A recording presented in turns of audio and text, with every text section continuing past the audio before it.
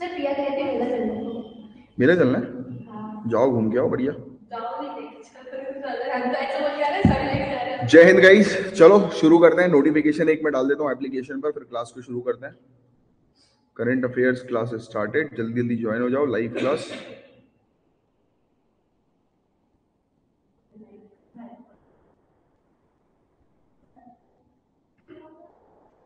चलो let's start.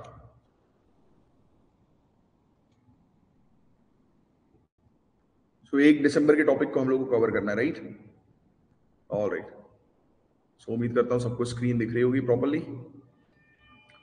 चलिए, सो ये सब टॉपिक्स हम लोग आज पूरे कवर करेंगे। इंडिया और Germany migration and mobility partnership. देखो नाम से समझ में आ रहा है, इंडिया और जर्मनी के बीच में पार्टनरशिप है किस चीज को लेकर? माइग्रेशन और मोबिलिटी, यानी कि लोग जो है वो ट्रैवल करें, राइट? वर्ल्ड हेल्थ ऑर्गेनाइजेशन, ये थोड़ी पुरानी न्यूज हो चुकी है। वर्ल्ड हेल्थ ऑर्गेनाइजेशन ने मंकी पॉक्स को एम पॉक्स जो है वो नाम दिया है, क्योंकि मंकी इसलिए नहीं दे रहे, तो वो थोड़ा सा बोल रहे थे कि रेसिस्ट हो रहा था, राइट? तो इसलिए इन्होंने ये चीज करी, ये न्यूज रिपीट हुई है। फिर प्री मैट्रिक स्कॉलरशिप स्कीम एक हम लोग को देखने को मिलती है। इंडिया का विजन इंडो पैसिफिक को लेकर क्या है, तो इस पर ये टॉपिक हमें देखने को मिल रहा है। और ये बताया जा रहा है कि doubling the court strength and pendency of cases, तो कोर्ट की स्ट्रेंथ को डबल करना, और बहुत सारे केसेस कोर्ट में पेंडिंग, आपको पता होगा इस चीज के बारे में, राइट? सो एक हम लोग को ब्लिथ ट्रैगोपैन, ये बेसिकली एक चिड़िया की प्रजाति है, इसके बारे में हम लोग डिस्कस करेंगे। हिमालयन याक के बारे में हम लोग डिस्कस करेंगे। एक्सरसाइज, युद्ध अभ्यास और भी काफी सारी बायलेटरल एक्सरसाइज के बारे में डिस्कस करेंगे। फूजी वारा इफेक्ट क्या है, तो इसको हम लोग समझेंगे। Carbon capture utilization and storage policy framework क्या है, तो इसको हम लोग डिस्कस करेंगे। State of climate in Asia 2021 क्या है, और पेरिनियल राइस क्या है। तो इन सब टॉपिक्स को हम लोग आज डिटेल में पूरा का पूरा फिनिश करेंगे एक एक करके। सो चलो, without wasting any particular time, let's start with the topic. So India और जर्मनी के बीच में माइग्रेशन और मोबिलिटी पार्टनरशिप हमें देखने को मिल रही है। जीएस पेपर 2 और international relations point of view से ये टॉपिक काफी ज्यादा इंपॉर्टेंट है। इंडिया और जर्मनी ने जो है वो एक एग्रीमेंट जो है वो साइन किया है, comprehensive migration and mobility partnership agreement, जिसके थ्रू इंडिया और जर्मनी दोनों ही जो है वो अपने अपने सिटीजन को अपॉर्चुनिटी प्रोवाइड कराएगा कि एक दूसरे के देश में जाए और जाकर पढ़ाई करें, काम करें। सो हाइलाइट्स की बात करें इस पर्टिकुलर एग्रीमेंट की, तो इसमें मेनली फोकस किया जा रहा है इकोनॉमिक अपॉर्चुनिटी, राइट? कि दोनों ही कंट्रीज इकोनॉमिक अपॉर्चुनिटी प्रोवाइड कराएंगे एक दूसरे के देश निवासियों को, राइट? और स्किल्स और टैलेंट्स जो भी है, यानी कि पहले तो टैलेंट बूस्टअप किया जाएगा, स्किल्स बूस्टअप की जाएगी, और उसके बाद फिर उनको जॉब्स जो है वो ऑफर की जाएगी। इसके अंदर एकेडमिक इवोल्यूशन सेंटर जो है वो न्यू दिल्ली के अंदर हम लोग को देखने को मिलेगा। 18 मंथ का एक्सटेंडेड रेसिडेंस परमिट जो है वो स्टूडेंट्स को प्रोवाइड किया जाएगा। 3000 job seeker visas annually release किए जाएंगे, यानी कि जॉब्स रिलीज की जाएंगी 3000, राइट? और एक शॉर्ट स्टे भी जो है वो मल्टीपल एंट्री वीजा का जो है वो प्रोवाइड किया जाएगा, कि एक व्यक्ति मल्टीपल टाइम जाकर वापस जो है वो आ सके, यानी कि वन टाइम में मल्टीपल एंट्री वीजा दे दिया जाएगा, राइट? तो ये सब चीजें हम लोग को जो है वो देखने को मिल रही है। बस ये सब 2 4 5 इंपॉर्टेंट पॉइंट पर ध्यान में रखिए। एम यही है कि एक नेटवर्क ऑफ एग्रीमेंट जो है वो क्रिएट करना, जिसके तहत लेबर मार्केट डेस्टिनेशन कंट्रीज के अंदर के साथ, यानी कि जहां पर लेबर्स वगैरह की रिक्वायरमेंट हो और उनको वहां पर जॉब्स जो है वो मिल सके, राइट? इस पर मेनली जो है फोकस किया गया। बस छोटी सी चीज है, बस उसमें ज्यादा आपको जो है फोकस करना नहीं है। इसका सिग्निफिकेंस यही है कि दोनों ही कंट्रीज के बीच में पीपल टू पीपल एक्सचेंज होंगे, स्टूडेंट्स, एकेडमी या प्रोफेशनल वर्कफोर्स के बीच में, राइट? वही चीज पूरी आप जो है वो कर चुके थे, इसमें कुछ खास है नहीं। नाम से ही हम लोग को पूरी चीज समझ में आ रही है कि जैसे कि इंप्लॉयमेंट अपॉर्चुनिटी बढ़ेगी, स्किल्ड लेबर्स जो है वो हम लोग को देखने को मिलेंगे कि बढ़ेंगे, लोगों को स्किल्स ऑफर की जाएगी और उनको अपॉर्चुनिटी दी जाएगी कि दूसरे देश में जाकर वो जॉब कर सके। तो ये सब 4 5 पॉइंट्स बस आपको बस थोड़ा सा ध्यान में रखना है। और इंडिया और जर्मनी के रिलेशंस की जो है बात करें तो डिप्लोमेटिक टाइज, अब यहां से आपको मेंस के अंदर चीजें लिखनी है। देखो एक तो मेंस के अंदर एक न्यूज आ गई हमारे पास कि अभी रिसेंटली इनके बीच में comprehensive migration and mobility partnership हम लोग को देखने को मिल रही है। अब आप इंडिया और जर्मनी के रिलेशनशिप से रिलेटेड क्वेश्चन आएंगे तो आप किस प्रकार से मेंशन करोगे कि इन दोनों के बीच में डिप्लोमेटिक टाइज है? डिप्लोमेटिक टाइज मतलब कि दोनों ही कंट्री डिप्लोमेटिक लेवल पर डिस्कशन करती है, बातचीत करती है, right? Germany one of the most important partner है यूरोप के अंदर इंडिया की, राइट? और जर्मनी और इवन अगर हम बात करें कि जर्मनी का एक इंपॉर्टेंट रोल भी हम लोग को यूरोपियन यूनियन में देखने को मिलता है, और हमारी एक अच्छी पार्टनरशिप है जर्मनी के साथ। इंडिया जो है वो अमंग द फर्स्ट कंट्री है जिन्होंने डिप्लोमेटिक रिलेशनशिप जो है वो स्टैब्लिश किए हैं जर्मनी के साथ सेकेंड वर्ल्ड वॉर के बाद। 2021 में इंडिया और जर्मनी जो है उसने 70वीं एनिवर्सरी जो है वो बनाई है अपने रिलेशनशिप को स्टैब्लिश करने की, यानी कि 70 ईयर से ज्यादा जो है वो कंप्लीट हो गए। 71 ईयर्स हम लोग को एट प्रेजेंट देखने को इंडिया और जर्मनी के रिलेशनशिप में नजर आए हैं। इकोनॉमिक और डेवलपमेंट पार्टनरशिप दोनों के बीच में किस प्रकार की है, तो इंडिया और जर्मनी जो है वो एक बहुत ही अच्छी, बहुत ही बेहतरीन, बहुत ही रोबस्ट इकोनॉमिक और डेवलपमेंटल पार्टनरशिप जो है वो शेयर कर दी है। इसके अलावा इकोनॉमिक इंटरेस्ट के अलावा दोनों ही कंट्रीज जो है वो डिप्लोमेटिक वैल्यूज भी जो है वो अपहोल्ड करती हैं। रूल बेस्ड इंटरनेशनल ऑर्डर, यानी कि इंटरनेशनल ऑर्डर जितने भी उनका पालन करने का काम करती हैं दोनों ही कंट्रीज। जैसे कि यूनाइटेड नेशन के अंदर कोई रेजोल्यूशन आया तो दोनों ही कंट्रीज उसको अच्छे से जो है वो उसका पालन करती हैं, राइट। तो ये सब चीजें हैं। फिर पार्लियामेंट्री एक्सचेंजेस, तो जर्मनी के साइड से Indo German parliamentary friendship group ये हम लोग को देखने को मिलता है, जो कि स्टैब्लिश हुआ था 1971 में, जिसने जो है वो कंट्रीब्यूट किया कि दोनों ही कंट्री की पार्लियामेंट या पार्लियामेंटेरियंस के रिलेशनशिप जो है वो स्ट्रेंथ हो, यानी कि मंत्री लेवल पर दोनों के रिलेशनशिप जो है वो अच्छे हो, पॉलिटिकल लेवल पर दोनों के रिलेशनशिप जो है वो अच्छे हो। फिर मल्टीलैटरल कोऑपरेशन की भी अगर हम लोग बात करें तो जर्मनी जो है वो इंडिया को सपोर्ट करती है यूनाइटेड नेशन सिक्योरिटी काउंसिल के अंदर, की यूनाइटेड नेशन सिक्योरिटी काउंसिल के जो परमानेंट मेंबर है वो एक्सपैंड हो, और जर्मनी चाहती है कि इंडिया जो है वो उसका हिस्सा जो है वो बने। जैसे कि G4 ग्रुप हम लोग को देखने को मिलता है। G4 ग्रुप में वो कंट्रीज आती हैं जो कंट्री चाहती हैं कि वो यूनाइटेड नेशन सिक्योरिटी काउंसिल की परमानेंट मेंबर बने, राइट। तो यूनाइटेड नेशन सिक्योरिटी काउंसिल में एट प्रेजेंट कितने मेंबर्स हैं टोटल? और रशिया हट गई है, वो G7 G8 की बात है, ये यूनाइटेड नेशन सिक्योरिटी काउंसिल है। बताओ कितने? 10+5, 5 परमानेंट मेंबर्स और 10 नॉन परमानेंट मेंबर। और यूनाइटेड नेशन सिक्योरिटी काउंसिल की प्रेसिडेंटशिप इंडिया को अभी मिली हुई है दिसंबर के महीने की, राइट। तो वो फैक्ट भी आपको थोड़ा सा ध्यान में रखना है। जर्मनी ने ज्वाइन किया है CDRI को, coalition for disaster resilient infrastructure को। ये बहुत इंपॉर्टेंट कोलिशन है। आज की डेट में इस कोलिशन की बहुत ज्यादा इंपॉर्टेंस है। क्यों इंपॉर्टेंस है? क्योंकि हम लोग को इस प्रकार का इंफ्रास्ट्रक्चर क्रिएट करना है जो कि डिजास्टर रेजिलिएंट हो। मतलब क्लाइमेट चेंज के कारण आपको ऑलरेडी पता है कितने सारे डिजास्टर्स हो रहे हैं, तो ऐसा इंफ्रास्ट्रक्चर हम लोग को क्रिएट करना है कि क्लाइमेट चेंज का असर उस पर ना पड़े, राइट। तो फरवरी 2020 में जर्मनी ने इस चीज को जो है वो ज्वाइन किया, और पहला गवर्निंग काउंसिल की मीटिंग इसकी मार्च 2020 में हुई थी, तो जिसको उन्होंने पार्टिसिपेट किया। इसके अलावा और भी दूसरे एरियाज में एंगेजमेंट की बात करें तो ईयर 2022 जो है वो इंटेंसली हाई लेवल एंगेजमेंट रहा है। हमारे honourable prime minister Narendra Modi ने 2 बार जर्मनी में जो है वो विजिट किया है। Indo Germany inter governmental consultation ये हमें देखने को मिला है, और ये चांसलर ओलैफ स्कॉल्स बर्लिन के अंदर जो हमें देखने को मिले, तो उनके साथ मतलब सिंपल शब्दों में कि इंडिया और जर्मनी के बीच में काफी अच्छे रिलेशनशिप ऐसे रहे कि अभी रीसेंट पास में भी हमारे ऑनरेबल प्राइम मिनिस्टर ने वहां पर जाकर विजिट किया है। अपार्ट फ्रॉम दैट जो लीडर्स हम लोग को देखने को मिलते हैं जिनकी मीटिंग होती है G20 की, बाली इंडोनेशिया में जो मीटिंग हुई, और 2023 में मिस्टर स्कॉल्स जो है वो एक्सपेक्ट कर रहे हैं कि वो दिल्ली के अंदर जो है वो आएंगे, राइट। और क्योंकि आपको पता है G20 की समिट 2023 में इंडिया के अंदर होने वाली है। इस पॉइंट को भी मैंने आपको लिखवाया था। मीटिंग के पॉइंट ऑफ व्यू से मेंशन है कि जब भी मीटिंग होती तब उस मीटिंग में जो है, जब हमारे ऑनरेबल प्राइम मिनिस्टर गए थे तब उस समय भी जर्मनी वहां पर मौजूद था, और मीटिंग जो है वो कंडक्ट हुई थी, और दोनों के रिलेशनशिप जो है वो टाई अप हुए थे। फिर सिक्योरिटी कॉपरेशन की अगर हम बात करें, memorandum of understanding security corporation पर साइन अप हुआ। ये तीसरा IGC हम लोग को दिल्ली के अंदर देखने को मिला 2015 के अंदर, राइट। जो कि इस मतलब सिक्योरिटी, यानी कि ये बात करते हैं फिर सिक्योरिटी पॉइंट ऑफ व्यू से कि हम लोग को जो है वो पीस, शांति जो है बरकरार रखनी है, एक वर्ल्ड को सिक्योर्ड वर्ल्ड जो है वो बनाना है, राइट। तो उन सब चीजों पर डिस्कशन होता है, जैसे काउंटर टेररिज्म का मुद्दा, साइबर कंसल्टेशन का मुद्दा। तो ये सब चीजें, ज्वाइंट स्टीयरिंग ग्रुप हम लोग को डिजास्टर मैनेजमेंट का देखने को मिला बर्लिन के अंदर, राइट। ज्वाइंट वर्किंग ग्रुप हम लोग को ये काउंटर टेररिज्म का देखने को मिला। तो वेरियस सिक्योरिटी पर ये चर्चा करते हैं, राइट। फिर डिफेंस कॉपरेशन की जो है बात करें तो bilateral defence cooperation agreement sign हुआ 2006 में, और agreement mutual protection of classified information, जैसे कि जो भी कोवर्ट इन्फॉर्मेशन जो हम लोग को देखने को मिलती है, प्रोटेक्टेड क्लासिफाइड जो इन्फॉर्मेशन होती है जो लीक नहीं होनी चाहिए, तो उस पर जो है वो एग्रीमेंट जो है वो साइन हुआ, राइट। फिर इकोनॉमिक और कमर्शियल पर्सपेक्टिव से अगर हम देखें तो जर्मनी जो है वो इंडिया की लार्जेस्ट ट्रेडिंग पार्टनर है यूरोप के अंदर, ये फैक्ट ध्यान में रखना। और कंसिस्टेंटली जो है वो ये इंडिया की टॉप 10 ग्लोबल पार्टनर में हम लोग को देखने को मिल रही है, और 7th लार्जेस्ट ट्रेडिंग पार्टनर रही है फाइनेंशियल ईयर 2020-2021 में, राइट। साइंस और टेक्नोलॉजी की बात करें तो दोनों ही कंट्रीज मिलकर साइंस और टेक्नोलॉजी पर भी काफी ज्यादा काम कर रही हैं, राइट। जैसे कि इनका इंटर गवर्नमेंटल एग्रीमेंट भी हम लोगों को cooperation in scientific research and technological development का देखने को मिला, जो 1974 में जो है वो साइन किया गया। फिर कल्चर की बात करें तो इंडो जर्मन कल्चरल रिलेशनशिप भी हम लोग को देखने को मिलता है, बहुत पुराने समय से इनके रिलेशनशिप है। ये सिस्टमैटिक और एकेडमिक स्टडी इंडियन लिटरेचर की कंडक्ट करवाते हैं, स्पेशली वेदास की, उपनिषद की, राइट। और इवन इन्होंने ट्रांसलेशन भी करवाया फेमस वर्क संस्कृत के जर्मन लैंग्वेज में, तो वहाँ के एकेडमिक इंस्टीट्यूशन में। फिर चैलेंजेस की बात करें तो चैलेंजेस हम लोग को यूक्रेन के वॉर को लेकर चैलेंजेस देखने को मिल रहे हैं, डिफरेंसेस ऑफ ओपिनियन दोनों के बीच में जो है आ रहे हैं, राइट। और इंडिया ने अभी रिसेंटली यूनाइटेड नेशन के अंदर जो है वोट नहीं डाला, इंडिया गई नहीं थी वोट डालने में, राइट, किस रशिया को लेकर, आपको शायद याद आ रहा हो, तो उसके कारण भी हमारे थोड़े रिलेशनशिप में दिक्कतें आई हैं। फिर लैक ऑफ अंडरस्टैंडिंग जो है वो दोनों की ही स्ट्रेटेजिक, कल्चरल और डोमेस्टिक पॉलिटिक्स पर हम लोग को देखने को मिल रही है एट प्रेजेंट, राइट।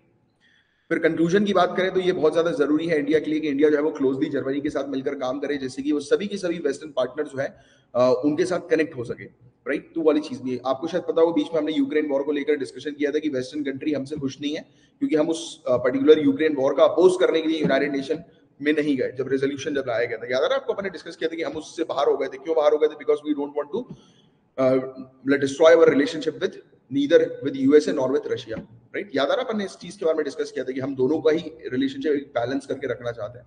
तो ये सब चीजें हैं। और आज की डेट में जियो पॉलिटिकल अलायंस जो है वो शिफ्ट हो रहा है, तो इंडिया और जर्मनी जो है वो इमर्ज हो सकती है एज एन इंपॉर्टेंट प्लेयर के तौर पर एक नए वर्ल्ड ऑर्डर को बनाने में। तो ये था पूरा ओवरऑल टॉपिक। बट अब मैं आपको एक बार फिर से जो चीज अपन ने पढ़ी एक बार रिवाइज कर लेते हैं फटाफट। तो इंडिया और जर्मनी के बीच में कौन सा एग्रीमेंट हुआ है? Comprehensive migration and mobility partnership. अब इस एग्रीमेंट में कुछ याद नहीं रखना है, सिंपल सी चीज ये ध्यान में रखनी कि दोनों ही कंट्रीज अपने अपने जो सिटीजन उनको एक दूसरी कंट्रीज में भेजेंगी, उनको स्टडी की अपॉर्चुनिटी प्रोवाइड कराएगी, स्किल्स डेवलप करने की अपॉर्चुनिटी प्रोवाइड कराएगी और जॉब्स एम्प्लॉयमेंट की अपॉर्चुनिटी प्रोवाइड करेगी। तो ये सिंपल सी चीज हम लोग को समझ आ गई कि पीपल टू पीपल एक्सचेंज का ये एग्रीमेंट है। अब हम बात करें इंडिया और जर्मनी के कैसे रिलेशनशिप रहे, तो डिप्लोमेटिक रिलेशनशिप काफी अच्छे रहे।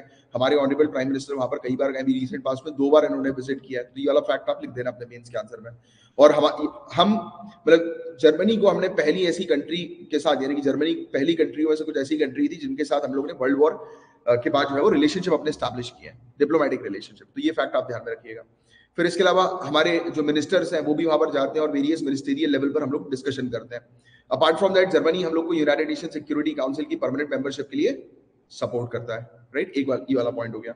दूसरे पॉइंट की अगर हम लोग बात करें, जैसे कि अभी वाला पॉइंट जो है मेंशन कर सकते हो कि G20 की मीटिंग के दौरान लगातार हमारी चर्चाएं होती है, डिस्कशन होते हैं, डायलॉग्स वगैरह होते हैं, राइट। और G20 की नेक्स्ट समिट इंडिया के अंदर होगी।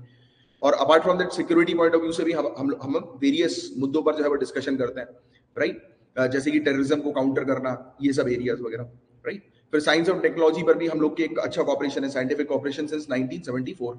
फिर कल्चरल रिलेशनशिप भी हमारे अच्छे। जर्मनी के अंदर कुछ जो इंस्टीट्यूशंस है जो इंडिया की ट्रेडिशनल बुक्स एंड टेक्स्ट है उनको ट्रांसलेट करती हैं जर्मन में, राइट। तो ये फैक्ट आप ध्यान में रखिएगा। चैलेंजेस, रशिया यूक्रेन वॉर के कारण एक चैलेंज जो है वो आ रहा है जिसके कारण हमारे रिलेशनशिप थोड़े से वीक हो रहे हैं। और कंक्लूजन में आप ये लिख देना कि जर्मनी के साथ पार्टनरशिप करना मतलब कि वेस्टर्न कंट्रीज को जो है वो अपने साथ बाउंडेड रखना, राइट। तो वो एक अच्छी चीज है। और ट्रेड पॉइंट ऑफ व्यू से भी जर्मनी हमारी एक अच्छी पार्टनर हमें देखने को मिलती है। तो ये था पूरा ओवरऑल टॉपिक। इस टॉपिक में कोई डाउट किसी प्रकार का? Clear, sorted. चलो अब देखो, वर्ल्ड हेल्थ ऑर्गेनाइजेशन अब मंकी पॉक्स को एम पॉक्स कहेगी, राइट। तो ये न्यूज में ये टॉपिक हम लोग को जो है वो देखने को मिला। क्यों ऐसा कहा जा रहा है? तो वो बेसिकली रेसिज्म के कारण कि मंकी का ही नाम क्यों आप इस प्रकार से जो है वो रख रहे हो, राइट। तो ये वाली चीज है। तो ये छोटा सा बस एक टॉपिक है जिसके बारे में हम लोग जो है वो चर्चा करेंगे। तो सबसे पहली चीज तो न्यूज को जो है वो हम लोग देख लेते हैं कि वर्ल्ड हेल्थ ऑर्गेनाइजेशन ने अनाउंस किया है कि ये स्टार्ट करेगी एम पॉक्स टर्म, मतलब एम पॉक्स टर्म बोलना शुरू कर देगी मंकी पॉक्स के लिए, राइट। जिसने अभी तक 80,000 लोगों को जो है वो इन्फेक्ट किया हुआ है, राइट। जब इसका पहला मेजर आउटब्रेक हम लोग को देखने को मिला था अफ्रीका के बाहर, और अर्ली दिस समर 2022 समर में हम लोग को ये देखने को मिला था कि जब आउटब्रेक हुआ था तो 80,000 से ज्यादा लोग जो है वो इन्फेक्ट हुए थे। डिजीज जो है वो मेनली अमेरिका के अंदर हम लोग को देखने को मिली कि फैली, जिसमें यूनाइटेड स्टेट्स और यूरोप भी शामिल है, राइट। और primarily among the men who have sex with main, मतलब मेन जेंडर पर हम लोग को मेनली देखने को मिला कि ये डिजीज जो है वो फैली। और द चेंज ऑफ नेम की बात करें कि नेम क्यों चेंज जो है वो किया जा रहा है, तो उसकी वजह जो है उन्होंने बताई है रेसिस्ट कैनोटेशन की, रेसिज्म की, भाई मंकी पॉक्स क्यों आप यूज कर रहे हो, क्यों मंकी को जो है बदनाम कर रहे हो, राइट। तो इसलिए तो दोनों ही नेम की अगर हम बात करें विल बी यूज साइमल्टेनियसली। अभी कुछ समय के लिए मंकी पॉक्स और एम पॉक्स जो है वो यूज किया जाएगा, फिर धीरे से मंकी पॉक्स को हटा देंगे ये लोग, ठीक है। और जब ये आउटब्रेक हम लोग को मंकी पॉक्स का देखने को मिला था इस साल जब आया था, तो रेसिस्ट और स्टिग्मेटाइजिंग लैंग्वेज जो है वो ऑनलाइन शुरू हो गई, राइट। तो वो मंकी की रेसिज्म वाली लैंग्वेज को जो है वो खत्म करने के पर्पस के लिए उन्होंने एम पॉक्स जो है वो लगा दिया, बस दैट्स इट। फिर ह्यूमन मंकी पॉक्स जो है वो नाम दिया गया 1970 में, राइट। जब ये वायरस डिस्कवर हुआ एक मंकी के अंदर, यानी कि जो कैप्टिव में जो मंकी थे, जो पिंजरे में कैद जो मंकी थे, तो उनसे ये वायरस हम लोग को देखने को मिला कि रिलीज हुआ 1958 में। फिर सो पब्लिकेशन से पहले WHO जो है उसकी बेस्ट प्रैक्टिसेस के अंदर ये डिजीज का नाम जो है वो रख दिया गया और 2015 में इसको पब्लिश कर दिया गया। और बेस्ट प्रैक्टिसेस के अकॉर्डिंग ये नई डिजीज का नाम जो है should be given with the aim to minimize unnecessarily negative impact of names on trade, travel, tourism or animal welfare and avoid causing offense to any culture, social, national, regional, professional और ethnic group. यानी कि ये जब भी WHO अपना नाम देती है एक लिस्ट में जब शामिल करती है तो उस चीज को इंश्योर करती है कि किसी भी तरीके से किसी को बुरा नहीं होना चाहिए, ना ही सोसाइटी लेवल पर किसी को बुरा लगना चाहिए या कोई भी रेसिज्म वाली चीज जो है वो नहीं आनी चाहिए, राइट. तो इसलिए वो ये नाम जो है वो रिलीज करती है इस प्रकार से. अब नया नेम जो एक्सेस किया जा रहा है to new and very exceptionally to existing disease is responsibility of WHO. यानी कि अगर नाम चेंज करना है उसी डिजीज का एक नया नाम लेकर आना है तो it is the responsibility of World Health Organization की वो उस चीज को चेंज करेगी, अपडेट करेगी. सो वायरस के नाम की अगर हम बात करें तो नेमिंग ऑफ वायरस जो है वो रिस्पॉन्सिबिलिटी किसकी है. देखो ये फैक्ट इंपॉर्टेंट है. देखो कोई भी डिजीज है, एग्जिस्टिंग डिजीज, उसका नाम या उसके नाम को चेंज करने की रिस्पॉन्सिबिलिटी WHO के पास है. बट वायरस को नेम करने की रिस्पॉन्सिबिलिटी जो है वो international committee on the taxonomy of viruses के पास हम लोग को देखने को मिलती है. 2022 से पहले ग्लोबल मंकी आउटब्रेक जो है ये ऑलरेडी हमें मतलब इसके नाम पर कंसिडरेशन ऑलरेडी चल रहा था कि इसके नाम को जो है वो क्या रखा जाए, राइट. तो ये चीज हम लोग को देखने को मिल रही थी. तो फिर बताया जा रहा है कि this will continue under the ICTV leadership. तो यानी कि नेमिंग जो है वो कंटिन्यू चलेगी international committee on taxonomy of virus की लीडरशिप में. तो न्यूज में हम लोग को क्या समझ में आई है कि WHO ने मंकी पॉक्स का नाम चेंज करके क्या रख दिया, एमपॉक्स रख दिया. क्यों रख दिया एमपॉक्स? रेसिज्म ये रेसिस्ट कनोशन हम लोग को देखने को मिल रहा था तो उसको ध्यान में रखते हुए किया. ठीक है, चलो अब बात करेंगे प्री मैट्रिक स्कॉलरशिप स्कीम के बारे में. तो प्री मैट्रिक स्कॉलरशिप स्कीम क्या है? देखो नाम से हमारे स्कॉलरशिप स्कीम है, यानी कि बच्चों को जो है वो स्कॉलरशिप जो है वो दी जाएगी. प्री मैट्रिक, मैट्रिक क्या होता है? अपन होता है ना मैट्रिक पास कर ली, हाँ 10th है ना.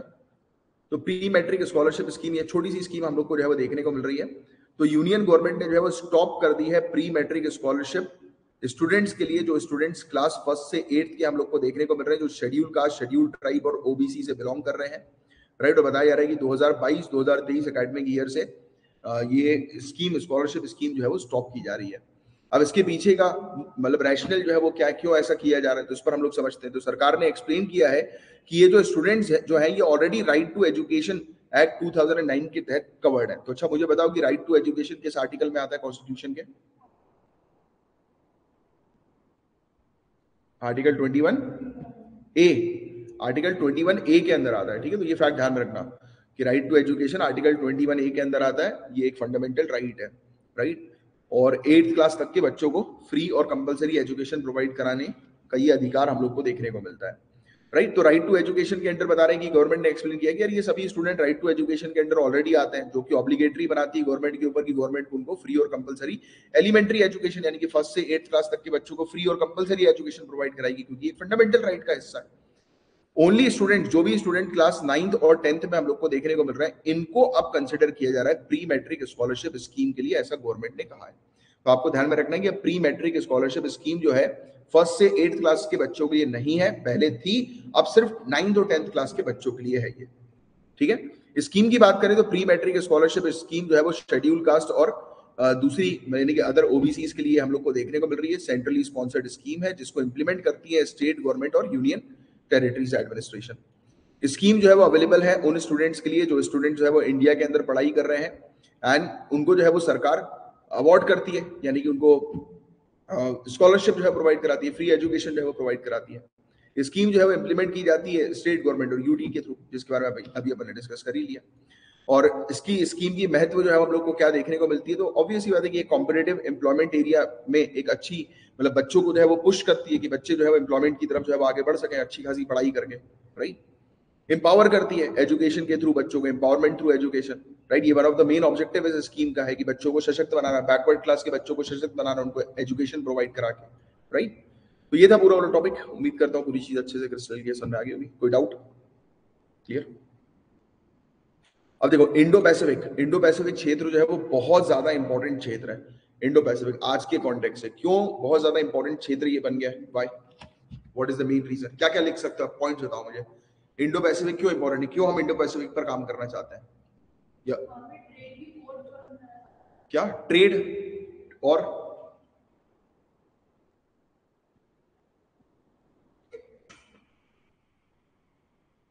रिसोर्सेज?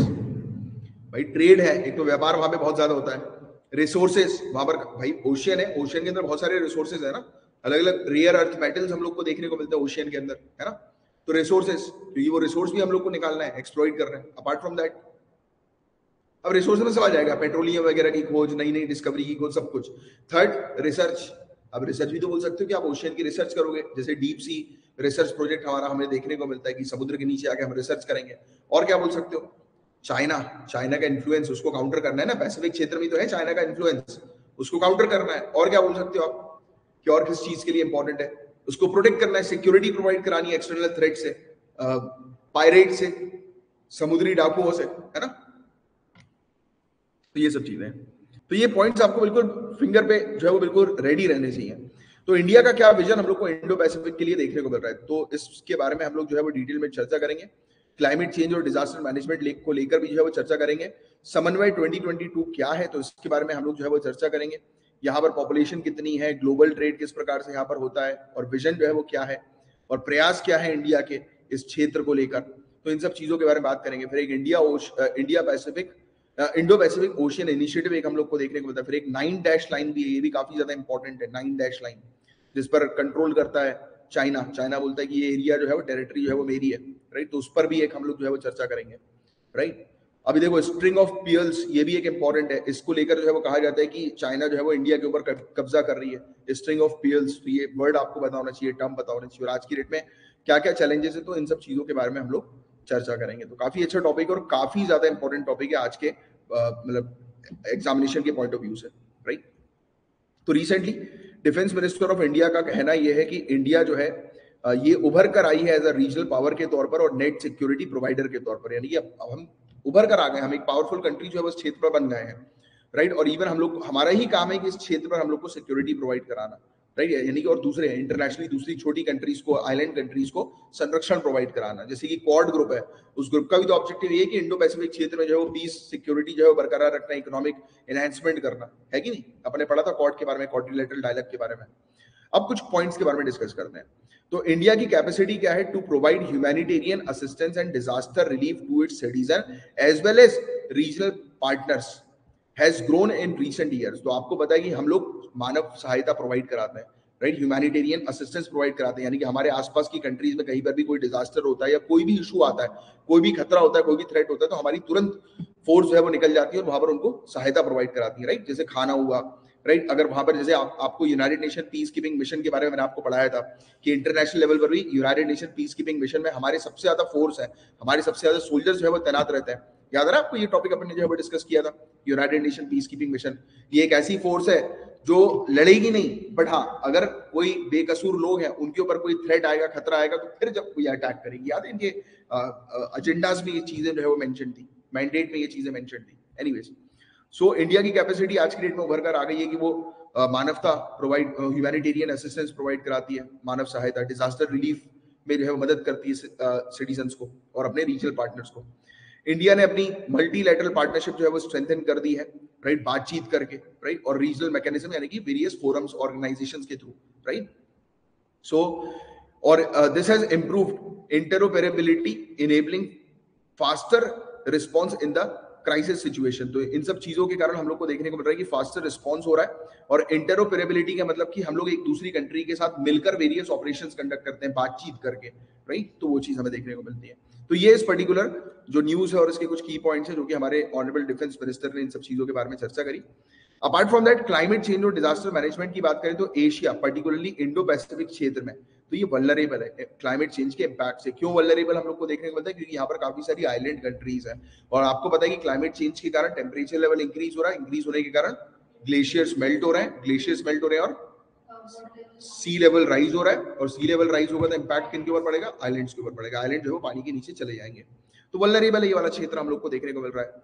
और इंडिया की approach after formulation of national disaster management policy, तो जब हमने नेशनल डिजास्टर मैनेजमेंट पॉलिसी बनाया तो इंडिया की अप्रोच जो है वो शिफ्ट हुई, यानी कि उसका फोकस जो है वो शिफ्ट हुआ from a relief centric approach to a multi pronged approach including prevention, preparedness, mitigation, response, relief and rehabilitation।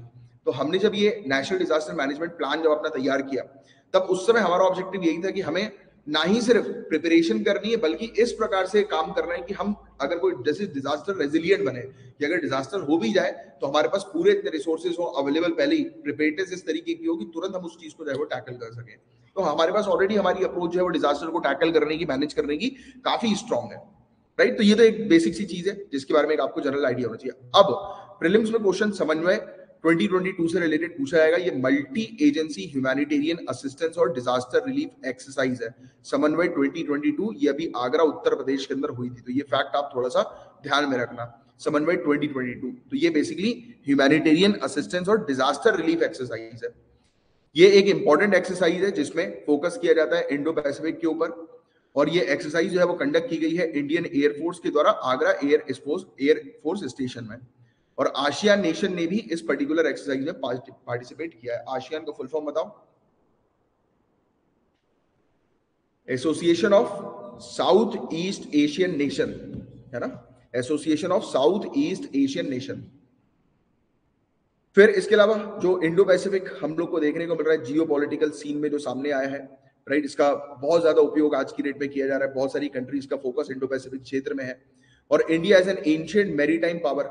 अच्छा, कौन सी एंशिएंट पीरियड में किसी का नाम याद आ रहा है आपको कि कौन सी डायनेस्टी थी या कौन सा एम्पायर था जो मैरीटाइम ट्रेड में बहुत ज्यादा इन्वॉल्व रहता था? साउथ इंडिया का अपन ने डिस्कस किया है, याद आ रहा है कुछ चोल करके, कि चोल एम्पायर जो था उसमें था साउथ ईस्ट एशियन नेशन के साथ उसका वो था, कनेक्शन थे, श्रीलंका के साथ उसके कनेक्शन थे, याद आ रहा है, अपन ने डिस्कस भी किया था इवन, है ना। तो ये चीज है। तो इंडिया एंशिएंट पीरियड से ही मैरीटाइम पावर जो है वो रही है, एंशिएंट टाइम से ही, राइट, समुद्री शक्ति के तौर पर हम लोग रहे हैं, राइट। तो ये सब चीज है। और इंडिया जो है वो historically it reached out both to east and west to mutual benefit. तो हम पहले भी जो है वो अपने म्यूचुअल बेनिफिट्स के लिए या दूसरी कंट्री और हमारे दोनों के बेनिफिट्स के लिए हम ईस्ट की साइड भी जा चुके हैं, वेस्ट की साइड भी जो है वो जा चुके हैं। और the usage nevertheless in a contemporary sense present India's widening interest. आज की डेट में भी हमारा इंटरेस्ट है वो वाइड हो रहा है, बढ़ता जा रहा है, राइट।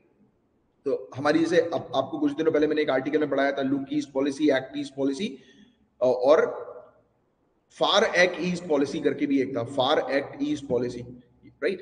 तो ये सब चीजें भी हमने डिटेल में डिस्कस कर दी, करा था ना, आपके नोट्स में अवेलेबल होगा। We have discuss these topics. Revise किया करो, कंटिन्यूअसली रिवाइज करोगे तब आपको बढ़िया रहेगा, मतलब चीजें जो है वो भूलोगे नहीं। अब पॉपुलेशन की बात करें तो ये एस्टिमेट किया गया है कि इंडो पैसिफिक के अंदर 60% से भी ज्यादा पूरे दुनिया भर की पॉपुलेशन है और 2/3 पूरे दुनिया भर का इकोनॉमिक आउटपुट यहीं से ही हम लोग को देखने को मिलता है। ग्लोबल ट्रेड की बात करें तो 50% ग्लोबल ट्रेड इसी क्षेत्र से होकर गुजरता है और 90% इंडिया का खुद का ट्रेड जो है वो यहीं इसी इंडो पैसिफिक क्षेत्र से जो है वो ट्रैवल करता है। अब विजन की बात करें तो इंडिया जो है फोकस कर रही है फ्री, ओपन और inclusive, peaceful, prosperous Indo Pacific के ऊपर। यानी कि इंडो पैसिफिक के ऊपर किसी का भी एक्सटर्नल दबाव नहीं आना चाहिए, ओपन होना चाहिए, फ्री होना चाहिए, ट्रेड बैरियर से मुक्त जो है वो होना चाहिए और पीसफुल होना चाहिए, सिक्योरिटी को ध्यान में रखते हुए, और प्रॉस्पेरस यानी कि सभी जो है वो उसका इकोनॉमिक बेनिफिट जो है वो उठाएं, राइट, समृद्ध होना चाहिए।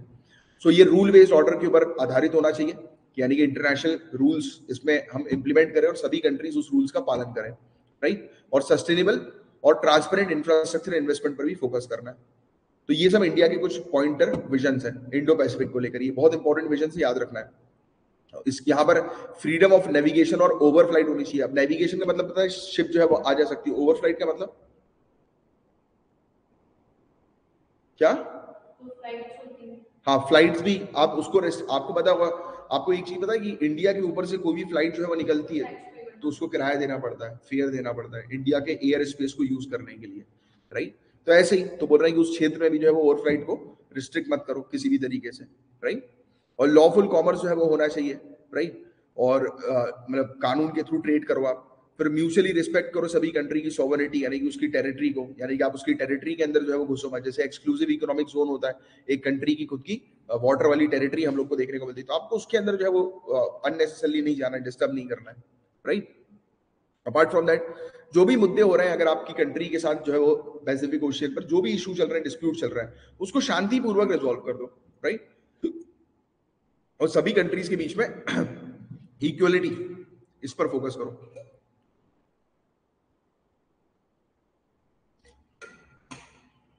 ठीक है।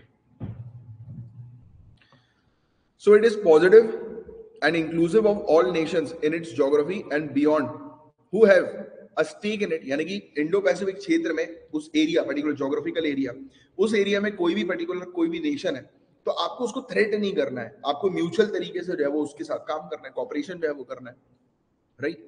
और आशियान सेंट्रलिटी एंड यूनिटी ये एक इंपॉर्टेंट एलिमेंट है इस पर्टिकुलर विजन का, आशियान को हमने ध्यान में रखा हुआ है, राइट। तो ये सब पॉइंट्स है इंडिया के विजन, ये बहुत इंपॉर्टेंट विजन है जिसको आपको ध्यान में रखना है। और इंडिया का प्रयास क्या है, तो अभी तक इंडिया ने उस क्षेत्र की सिक्योरिटी को एनहेंस करने के लिए, स्ट्रेंथन करने के लिए, मजबूत बनाने के लिए और वहां पर नेविगेशन का फ्रीडम जो है वो बरकरार रहे, उसके लिए इंडो पैसिफिक के अंदर इंडिया एक नेट सिक्योरिटी प्रोवाइडर के तौर पर उभर कर आ गई, जो कि हमारे भी डिफेंस मिनिस्टर ने बोला था, जिससे रिलेटेड न्यूज थी अभी। और इसने अपने रिलेशनशिप जो है वो पार्टनर कंट्रीज के साथ भी जो है बनाए हैं। इंडिया ने डिफेंस ट्रेनिंग कोर्सेज भी जो है वो प्रोवाइड किए हैं, राइट। और ट्रेनिंग टीम्स जो है, मोबाइल ट्रेनिंग टीम्स यानी कि मूवमेंट करने वाली जो ट्रेनिंग टीम्स है उनको भी वहां पर डिप्यूट किया है, राइट। और इसके अलावा इंडिया की नेवी का इंफॉर्मेशन फ्यूजन सेंटर, ये भी बहुत इंपॉर्टेंट है, Indian Navy Information Fusion Centre for Indian Ocean Region. तो ये भी एक हम लोग को देखने को मिलता है पार्टनर कंट्रीज के साथ अवेयरनेस क्रिएट करने के लिए। आपको शायद याद हो, एक दिन मैंने आपको बताया था, हमारा जो गुरुग्राम है, गुड़गांव वाला जो क्षेत्र है, वहां पर एक ऑफिस है, जिस ऑफिस में हम वहां से पूरा हमारे इंडियन ओशन को कंट्रोल करते हैं। और इवन वहां पर हम अपने मतलब यानी कि जो फ्रेंड कंट्रीज हमारी, फॉरेन कंट्रीज जो है जिनके साथ अपन एग्रीमेंट करते हैं, उनको वहां पर बुलाते हैं, यानी कि उनका एक डेलीगेट ऑफिसर वहां पर रहता है और वहां से वो पूरी चीज जो है वो देखता है, वो भी मेंटेन, मतलब वो बताता है हमें कि हमारे यहाँ से शिप आ रही है, यानी कि वो ऑफिसर होगा कि जो हमें इन्फॉर्मेशन प्रोवाइड कराएगा और हमारे सिस्टम के थ्रू इन्फॉर्मेशन सभी कंट्रीज तक जो है वो पहुंचेंगे। लाइक कि जैसे कि फॉर एग्जांपल कि किसी क्षेत्र से एक शिप आ रही है, तो ये इन्फॉर्मेशन दे देगा कि ये वैलिडेट शिप है, यानी कि मतलब उसको कंफर्म करेगा कि ये शिप जो है वो हमारी साइड से आ रही है। ये क्यों हो रहा है ऐसा? क्योंकि हम सिक्योरिटी को एनहांस कर रहे हैं। हम ये नहीं चाह रहे कि कोई स्मगलर, कोई ऐसी शिप जो अलाउड नहीं है वो हमारे नजदीक तक जो है वो पहुंच जाए। जैसे कि आपको पता है कि जो 2008 का मुंबई टेरर अटैक जो हुआ था, इन लोग समुद्री क्षेत्र के थ्रू ही आए थे, और अगर उस समय हम अगर ये इस तरीके का हमारा सिस्टम होता तो हम उनको आने नहीं देते, हमें पहले से ही पता लग जाता कि कोई अनवांटेड जो वेसल है, ट्रॉलर है, वो हमारे नजदीक जो है वो आया है, राइट। तो ये चीज है। Apart from that, Indian ocean naval symposium, ये बेसिकली 35 नेवीज को जो है वो लेकर आ रहा है, जो कि अपने म्यूचुअल अंडरस्टैंडिंग एक दूसरे के साथ जो है वो क्रिएट कर रही हैं और एक दूसरे के जो चैलेंजेस उसको रिजॉल्व करने के लिए काम कर रही हैं, right. Indo Pacific ocean initiative के बारे में बात करें तो ये एक इंडियन इनिशिएटिव है, ये भी बहुत इंपॉर्टेंट है, इंडो पैसिफिक ओशियन इनिशिएटिव। तो ये इंडियन इनिशिएटिव है सेफ, स्टेबल और सिक्योर मैरीटाइम डोमेन के लिए, कि समुद्री क्षेत्र जो है वो सेफ होना चाहिए, सिक्योर होना चाहिए, स्टेबल होना चाहिए, right. Specially Indo Pacific ocean क्षेत्र पर फोकस किया गया है। फोकस एरिया के अंदर हम सिक्योरिटी बढ़ाएं, कॉपरेशन करें डिजास्टर मैनेजमेंट की फील्ड में और सस्टेनेबल तरीके से मरीन रिसोर्सेज का उपयोग करें, ओवर एक्सप्लॉइट ना करें। जैसे अभी बीच में एक टॉपिक आया था फिशिंग के ओवर एक्सप्लॉइटेशन से रिलेटेड, की इस क्षेत्र में फिशिंग ओवर एक्सप्लॉइट हो रही है, जिसके पीछे चाइना जो है वो मेनली इन्वॉल्व था, right. India rule based international order बनाने पर काम कर रही है, जहां पर कंट्रीज जो है वो अबाइड रहे, बाउंडेड रहे, राइट। कि कोई भी अगर ग्लोबल डिस्प्यूट होता है तो उसके लिए रेजोल्यूशन मैकेनिज्म जो है वो लाना चाहिए और पीसफुल तरीके से डिस्प्यूट्स को आप रिजॉल्व करो। तो इंडिया इस चीज पर स्ट्रेस दे रही है कि कोई भी आपके बीच में कोई विवाद वगैरह होता है तो पीसफुल तरीके से उसको रिजॉल्व करिए, राइट। फिर 9 डैश लाइन एक हम लोग को देखने को मिलती है, तो ये एक इमेजिनरी वेग लाइन है जो कि रिप्रेजेंट करती है चाइना का क्लेम साउथ चाइना सी के ऊपर। तो 9 डैश लाइन में आपको एक बार जो है वो दिखा देता हूं मैप में। 9 डैश लाइन कहां से कहां तक का एरिया है, एक मिनट रुकिए, मैप में अपन इसको इमेजेस में इसमें मिल जाएगा अपने अपन को, एक मिनट रुकना, क्योंकि 9 डैश लाइन का एक ऐसा एरिया है जिस पर आपको फोकस करना है, क्योंकि ये सब चीजें आप मेंस में जो है वो उपयोग करोगे। कौन सी इमेज जो है अच्छी नजर आ रही है, दिखाई दे रही है? चलो ये वाली इमेज ये अच्छी लग रही है। देखो चाइना तो ये आपको ऊपर दिखाई दे ही रहा है, राइट। इंडिया से अगर इस तरफ आते तो चाइना ये हम लोग को दिखाई दे रहा है, ये वियतनाम वाला क्षेत्र है, राइट। यहाँ पर आप देखोगे ये देखो आपको रेड कलर का ये दिखाई दे रहा है, यहाँ से यहाँ तक का एरिया 1 2 3 4 5 6 7 8 9, ये 9 लाइन आपको दिखाई दे रही है, ये साउथ चाइना सी के ऊपर है। ये देखिए यहाँ पर पार्सल आइलैंड है, स्पार्टल हम लोग को देखने को मिल रहा है, और ये सब ये फिलीपींस के नजदीक, राइट। तो ये साउथ चाइना सी है, ये क्या एक्चुअली क्या चाइना बोलता है कि ये पूरा का पूरा एरिया मेरा है, इसमें ये सब जितने भी छोटे छोटे आइलैंड्स हैं इनको भी अपने कंट्रोल में जो है वो कर लिया है इसने। बोलते हैं कि आइलैंड भी मेरी सी में है, और इसने भी बहुत बेवकूफी वाली बात करी है, इस गधे ने बोला है कि ये सी का नाम मेरे नाम पर पड़ा है इसलिए ये सी मेरी है, साउथ चाइना सी। बोलता है कि चाइना के नाम पर सी का नाम है, दैट्स व्हाई ये सी मेरी है, बेवकूफ बनाने वाले काम है पूरे। एक टाइम ऐसा आया था, जापान से बहुत बुरी मार खाई थी इसने, भयानक बुरी। जापान ने इसको कब्जा कर लिया था पूरा चाइना के ऊपर, फिर यूनाइटेड स्टेट्स ने उसको ठीक किया। चाइना हरकती तो बहुत ज्यादा है। मैंने एक दिन आपको ये भी बताया था कि चाइना जो है वो यहाँ से अपनी शिप जो है वो निकालता है और नीचे ऑस्ट्रेलिया के पास चले जाता है बिना बताए, और उसको हार्ट अटैक दिला देता है पूरी, बिल्कुल तैनात करके अपनी, मतलब 4 5 6 शिप लेके जाएगा, सबमरीन नंबरी लेके पहुंच जाएगा वहां पे उसके नजदीक तक, और जैसे ही वो अलर्ट हो जाएंगे ये गोल घुमा देता है, मतलब जा रहा हूँ मैं, बाय। तो ये हरकत ही तो है बहुत बड़ा चाइना। तो ये थोड़ा 9 डैश लाइन को थोड़ा सा ध्यान में रखो, ये बहुत इंपॉर्टेंट है। इससे रिलेटेड क्वेश्चन जो है वो पूछा जा सकता है, स्पेशली उसके आसपास के जो आइलैंड्स है, जैसे पार्सल आइलैंड है, स्पार्टली आइलैंड है, तो ये सब चीजें थोड़ा सा अपन को ध्यान में रखना है। देखो ये लिखा, अब देखो ये फैक्ट आपका यहाँ पर भी लिखा हुआ है, ये लाइन जो है ये, अब देखो साउथ चाइना सी के ऊपर कौन सी कंट्रीज का डिस्प्यूट है, तो Vietnam, Philippines, Bruny, Malaysia, Taiwan is not a country, Taiwan is a territory. ये फैक्ट ध्यान में रखना, क्यों? क्योंकि ताइवान जो है वो चाइना का ही एक पार्ट है, चाइना का ही हिस्सा है। एक्चुअली क्या हुआ था कि चाइना के अंदर जो लोग चाइनीज गवर्नमेंट को फॉलो नहीं करना चाह रहे थे, चाइनीज गवर्नमेंट का प्रोटेस्ट कर रहे थे, तो चाइना ने डंडे मार के इन सभी लोगों को ताइवान में भगा दिया, वो तो भगो यहाँ पे, हमारे पास नहीं रहोगे तुम लोग, राइट। हालांकि ताइवान वाले खुद भी वो लोग नहीं बोलते हैं कि इंडिपेंडेंट है हम लोग, बट उनकी हरकत ऐसी है कि वो इंडिपेंडेंट वाली हरकतें करते हैं, बट खुद से चाइना को बोलते नहीं, डर लगता है ना उनको चाइना से बोलने, बोलेंगे तो चाइना पीटेगा पकड़ के। तो ये चीज है। So at the heart of the dispute is the resource rich region. देखो एक बहुत ही रिसोर्स, एक ऐसा क्षेत्र जहां पर बहुत सारे रिसोर्स, जैसा अभी मैंने जिक्र किया था ना, आपको दिखाया था, अभी देखा ना आपने, स्पार्टली आइलैंड और पार्सल आइलैंड वहां पर थे, तो ये रिसोर्स है यहाँ पर, बहुत इंपॉर्टेंट रिसोर्स है। अब ऐसी थोड़ा कोई कंट्री किसी क्षेत्र पर बोलेगी नहीं नहीं ये क्षेत्र मुझे चाहिए, बिकॉज चाइना को पता है वेरी वेल कि उस क्षेत्र में बहुत सारे ऐसे रिसोर्सेज है जिनकी वैल्यू बहुत ज्यादा है, राइट। तो ये चीज है।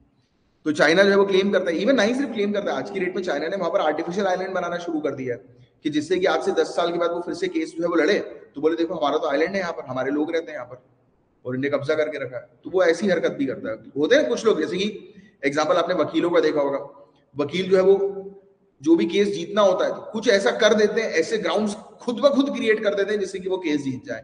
तो ये अब वो ग्राउंड क्रिएट कर रहा है जिससे कि इंटरनेशनली केस जीत सके।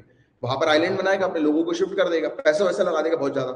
फिर क्या होगा? फिर जब वो इंटरनेशनल कोर्ट ऑफ जस्टिस, हालांकि उसने मना ही कर दिया, आईसीजे ने, नीदरलैंड्स के अंदर जो कोर्ट है, उनने उसमें केस चला था ये चाइना को लेकर, तो आईसीजे ने क्लियरली बोल दिया कि चाइना का कोई क्लेम नहीं, बट चाइना मान नहीं रहा। अब चाइना स्ट्रेटेजी बना रहा है, अब आज से 10 15 20 साल के बाद फिर वो लड़ेगा, फिर वो बोलेगा कि देखिए वहां पर तो मेरे लोग रहते हैं, उनका क्या होगा, उनका क्या करूं मैं, बेटा आप बताओ। तो ऐसे करके फिर आप देखिए, अब 2 गेम खेलेगा वो। एक तो क्या है कि केस तो हार गया है वो, उसको ये चीज पता है, अब वो पैसा वसूलेगा, या तो कहीं ना कहीं एक छोटा सा एरिया अपने कंट्रोल में कर लेगा, और छोटा सा एरिया उसने अपने कंट्रोल में किया तो वहां पर वो अपने मिलिट्री बेस स्टैब्लिश कर देगा। Main objective is to establish the military base, right, क्योंकि वहां पर सिक्योरिटी उसको एनहांस करनी है या कंट्रोल करना है, स्पाई करना है, निगरानी रखनी है दूसरी कंट्रीज के ऊपर। तो ये है इसकी हरकत, जो थोड़ा सा आपको पता होना चाहिए। ठीक है। अब इंडियन ओशियन रीजन का महत्व क्या है, तो इसके हिस्टोरिकल महत्व की बात करें तो इंडियन ओशियन जो है, it has been one of the most important sea lane of the communication. बहुत इंपॉर्टेंट है सी लेन कम्युनिकेशन, क्योंकि सबसे ज्यादा ट्रेड भी यहीं से होकर गुजरता है, उस दिन अपन ने डिस्कस किया था, है ना। देखो ट्रेड के लिए, क्योंकि इस क्षेत्र पर फास्टर डेवलपमेंट हम लोग को देखने को मिल रहा है एंशिएंट टाइम से। African nation, Indian subcontinent, East Asian countries including China, they kept the seas busy during the early times. पहले से ही इस सी को जो है उन्होंने बिजी रखा है, इस क्षेत्र को बिजी रखा हुआ है, राइट। वहां पर हमेशा से ट्रेड हम लोग को देखने को मिल ही रहा है। और दूसरी बात, पॉपुलेशन सबसे ज्यादा इसी क्षेत्र में ना, आप देखो इंडिया चाइना को मिला लो भाई, इंडो पैसिफिक क्षेत्र में इंडिया चाइना ही है, तो यहाँ पर पॉपुलेशन सबसे ज्यादा है, तो ऑब्वियस ही बात है कि ट्रेड तो सबसे ज्यादा होगा ही होगा, लॉजिकल रीजन है उसके पीछे, है ना। फिर डोमिनेशन की रेस, तो आफ्टर जैसी एंट्री ली यूरोपियंस ने इस क्षेत्र के ऊपर, तो इंडियन ओशन ने देखा कि बहुत ज्यादा डोमिनेंस जो है वो होना शुरू हो गया। आप देखो, जैसे कि आपने इंडिया की कॉलोनियल हिस्ट्री थोड़ी बहुत पढ़ी होगी, तो आपको पता है कि पूरे के पूरे यूरोपियन पावर्स यहाँ पर आने लगी, अरब पावर्स आई, फिर यूरोपियन पावर्स आने लगी, कोलोनाइज इन्होंने करना जो है वो शुरू कर दिया। तो एक रेस जो है वो दौड़ गई कि हमें इंडियन ओशन क्षेत्र पर जो है पहुंचना है, क्योंकि रिसोर्स रिच क्षेत्र है ये, यहाँ पर बहुत सारी रिसोर्सेज है। पता है ना, आपने पढ़ा हुआ है कि पेपर, इनको पेपर चाहिए था, काली मिर्च वगैरह जो है वो चाहिए थी, उसके कारण ये लोग यहाँ पर आए थे ट्रेड करने के पर्पस के लिए, मिर्च मसालों के लिए, है ना, और भी काफी सारे रिसोर्सेज के लिए अपन ने डिस्कस किया कंटिन्यूसली। 6th क्लास की एनसीईआरटी में आपके टेस्ट में भी थी ये सब चीजें, कि कहाँ से कौन सी चीज का ट्रेड होता था, क्या हम एक्सपोर्ट करते थे। ठीक है। अब सर्च फॉर स्ट्रेटेजिक बेस, अब इनको आप देखो, आज की डेट में हर एक कंट्री को चाहिए कि उनका एक मिलिट्री बेस कहीं ना कहीं दूर दराज के इलाके में होना चाहिए, राइट। तो ये वाली चीज भी आपको पता है। अपन ने किस चीज के बारे में उस दिन जो है वो डिस्कस किया था, फ्रांस का क्या टॉपिक था वो, कि फ्रांस के टाइम जोन, एक टाइम जोन का टॉपिक था ना। जनरली अपन बात करते हैं कि रशिया का टाइम जोन जो है वो सबसे ज्यादा है, बट एक्चुअली में रशिया का नहीं है, फ्रांस का सबसे ज्यादा है। क्यों? क्योंकि फ्रांस की कॉलोनी अलग अलग जगह पर है, राइट। तो उसी से आप अंदाजा लगाओ, क्योंकि फ्रांस जो है वो क्या कर रही है, अपने बेसिस उसने अलग अलग जगह पर रखे हुए हैं। जैसे कि if I am not wrong, शायद इंडियन ओशन पर डियागो गार्सिया यूनाइटेड स्टेट्स का एक मिलिट्री बेस है, राइट। ऐसी ही काफी सारी कंट्रीज अपने अपने मिलिट्री बेस अलग अलग दूर तक, यानी कि जहां पर वो कंट्री उससे दूर अपना मिलिट्री बेस एस्टैब्लिश कर देती है। जैसे एग्जांपल के तौर पर जैसे इंडिया है, अब हमें अगर जैसे बात करते हैं अटलांटिक की तरफ हमें अगर अपना मिशन जो है वो कंडक्ट करना है, तो हमें अपनी प्लेस चाहिए जहां पर अपने वेसल को पार्क कर सकें, रिफ्यूल कर सकें, या वहां पर और भी अगर हमें वेपन चाहिए तो हमारे पास वहीं पर वेपन्स मौजूद होने चाहिए, जिससे कि तुरंत के तुरंत हमने लड़ाई लड़ी और तुरंत अपने बेस पे आए और वेपन्स लिए और वापस गए। अब थोड़ा इतनी दूर तक हम चल के वापस आएंगे, राइट। तो वाली चीज है। तो हर एक कंट्री जो है वो चाहती है कि स्ट्रेटेजिक बेस जो है वो स्टैब्लिश करना और वहां पर रिसोर्सेज को एक्सप्लॉइट करना, कंट्रोल करना ट्रेड उस पर्टिकुलर क्षेत्र में। और अर्लीस्ट एक्सप्लोरर्स इस क्षेत्र के अंदर जो थे वो पोर्चुगीज थे। आपको पता ही है कि सबसे पहले इंडिया के अंदर भी पोर्चुगीज है और सबसे लास्ट में है ना। बट ये ब्रिटिश थे जो इन्फ्लुएंस कर सके काफी लंबे समय तक, क्योंकि ब्रिटिश के पास पॉलिसी मेकर्स काफी अच्छे थे, दिमाग वाले लोग थे, जिन्होंने एक्सप्लॉइट किया तरीके से, डिप्लोमेटिक तरीके से, राइट। एक स्टोरी चलती है ड्यूप्ले और क्लाइव के बीच की। If I am not wrong, duplex France का यहाँ पे गवर्नर था और रॉबर्ट क्लाइव ब्रिटेन की तरफ से था। तो मैं पढ़ाऊंगा आपको ये टॉपिक, मजा आएगा पढ़ के। तो क्या हुआ था कि अगर ड्यूप्ले इंडिया में टिक जाता ना, तो बोलते हैं कि ये जो ब्रिटिश ईस्ट इंडिया कंपनी है या ब्रिटिशर्स है उनका राज होता ही नहीं, अगर ड्यूप्ले इंडिया में टिक जाता तो। क्यों नहीं होता? क्योंकि ड्यूप्ले बहुत स्मार्ट था। ब्रिटिशर्स ड्यूप्ले को हरा ही नहीं पा रहे थे। तो ब्रिटिशर्स ने सोचा कि एक काम करते हैं, क्योंकि उस समय फ्रांस की फ्रांस ही हो, फ्रांस की गवर्नमेंट जो है वो ऐसी थी, करप्टेड, फुल टू करप्टेड, मतलब इतनी करप्टेड कि कोई उनको गोल्ड फ्लेक का डब्बा देते तो उसमें बिक जाए वो, तो उस तरीके के थे वो, मतलब सोचो आप। तो रॉबर्ट क्लाइव ने क्या किया, दिमाग लगाया, इससे पहले लड़े, ड्यूप्ले को हरा नहीं पाए। और लड़ने के बाद क्लाइव ने जो है वो बोला कि वहां पे गया ब्रिटेन में गया, बोलता कि यार अपन एक काम करते हैं, फ्रांस के साथ डिस्कस करते हैं। इनने फ्रांस को टेबल में बिठाया, कुछ पैसे दिए और बोला तुम कुछ मत करो, हमें तुमसे कोई प्रॉब्लम नहीं, कुछ मत करो, इस डुप्ले को यहाँ से ट्रांसफर कर लो। फ्रांस ने जैसे ही डुप्ले को ट्रांसफर किया, यहाँ से फ्रांस गायब, क्योंकि डुप्ले वॉज वेरी, मतलब माइंडसेट उसका बहुत अच्छा था, बहुत ही बेस्ट पर्सनालिटी थी। जब मैं आपको मॉडर्न इंडियन हिस्ट्री पढ़ाऊंगा तब आपको पता लगेगा कि ये एक मतलब एक क्वेश्चन भी बनता है कि अगर डुप्ले होता तो ईस्ट इंडिया कंपनी नहीं होती। इज दैट ट्रू और नो? Definitely true. इसीलिए तो उसको हरा ही नहीं पाए। देखो, एक ब्यूरोक्रेट की एक खासियत होती है, अगर आप सामने वाले को नहीं हरा पाओ तो डिप्लोमेटिकली उसको हटा दो। होता है ना, कई बार अपन फाइट, मतलब बोलते हैं कि नेक टू नेक फाइट जो है वो नहीं कर पा रहे, तो इट्स बेटर कि उसको हटा ही दो, अलग ही कर दो रास्ते से, उसका रास्ता ही चेंज कर दो कि जान निकल, तो वाली चीज है। तो ये चीज है। हाँ, फ्रांस को पैसा देकर वापस बुला लिया था, यस। तो ये चीज है, तो अपन पढ़ेंगे, मजा आएगा, ठीक है। और वर्ल्ड वॉर सेकेंड के बाद यूनाइटेड स्टेट्स, तो ये टॉप पावर पे आ गई। अब देखो, इसी क्षेत्र पर जापान भी हम लोग को इसी क्षेत्र पर देखने को मिलता है। जापान उचका था जब वर्ल्ड वॉर 2 से पहले, जापान बहुत ऊंचा करा था। जापान ने सबको मारा, उठा उठा के मारा कि अच्छा बेटा, रशिया पार्ट, चाइना पार्ट, सबको देना शुरू जापान ने। हाँ, पावर देखो, एक बार रशिया को उड़ाया, खुश एकदम, अरे अपन तो पावरफुल है। चाइना को गर्दन पकड़ ली उसने कि चाइना को भगा दी, चाइना के क्षेत्र में कंट्रोल कर दिया। चाइना हाथ जोड़ के यूएसए के पास चला गया कि भैया मुझे बचा लो। फिर यूनाइटेड स्टेट्स ने फोन किया इसको, बोला कि यार मत करो, तुम क्यों हरकत कर रहे हो, कॉम्प्रोमाइज करो।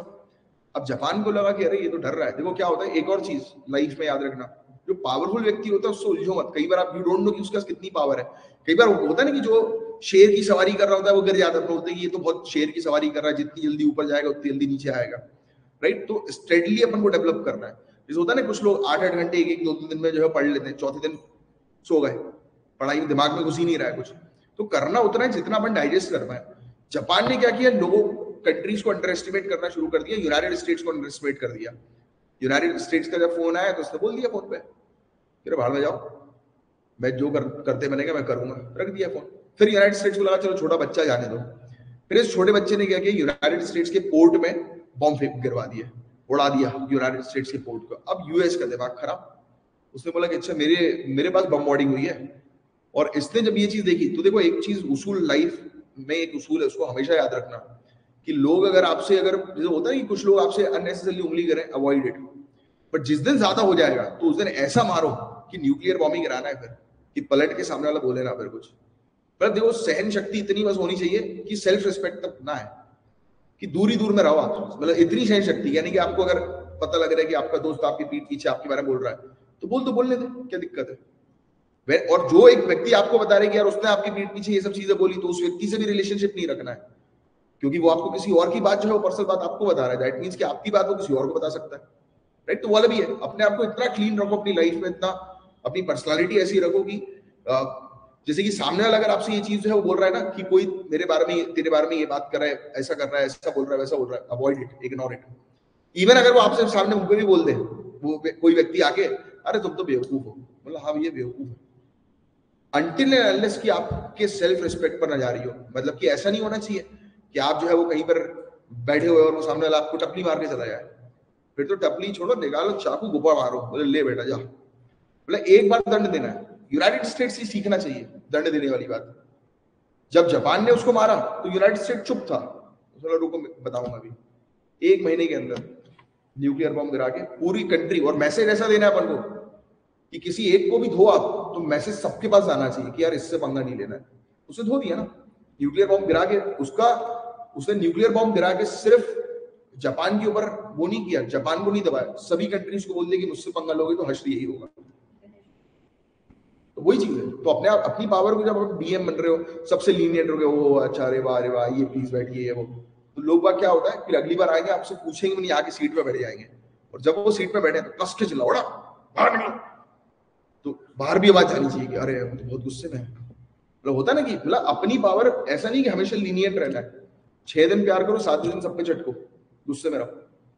मैं करता हूं, वो करते रहना चाहिए, इसी में ही मजा है। ठीक है, तो यूनाइटेड स्टेट्स जो टॉप पावर है इस पर्टिकुलर क्षेत्र में अपनी सुपीरियर नेवल कैपेसिटी के कारण, however of late control of Indian Ocean has been diffused in an increasingly multilateral world. तो बट हुआ ये कि आज की डेट में हर एक कंट्री जो है पावर पर जो है वो आ रही है, इसलिए तो आप देखो अब एक चीज, अब समय चेंज हुआ, समय कैसे चेंज हुआ, अब आज की डेट में देखिए चाइना पावरफुल बनता जा रहा है, राइट, और यूनाइटेड स्टेट्स की पॉलिसी अब उतनी अच्छी रही नहीं, यूनाइटेड स्टेट्स पीछे आता जा रहा है। अब यूनाइटेड स्टेट्स को कोई पार्टी में बुलाता नहीं है, फिर भी वो जाकर चला जाता है।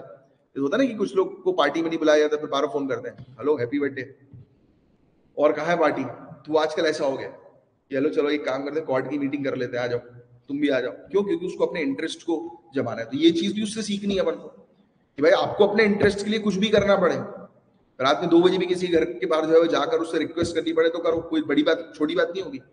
कई बार लोग अपने, ये पता है ये कॉमन मैन अपने ईगो पे लेके आता है कि अरे मैं क्यों बोलूं किसी से, मेरी क्या अटकी पड़ी है उससे, उसके पास जाने की। ईगो नहीं, आपको पता ही अगर आपका काम होगा ना तो 50 बार जाओ और काम हो जाए तो बाय बाय, बस यही उसूल है लाइफ का कि काम निकालो, बाय बाय करो, आगे बढ़ो, नेक्स्ट काम को अपने फोकस पे लाओ।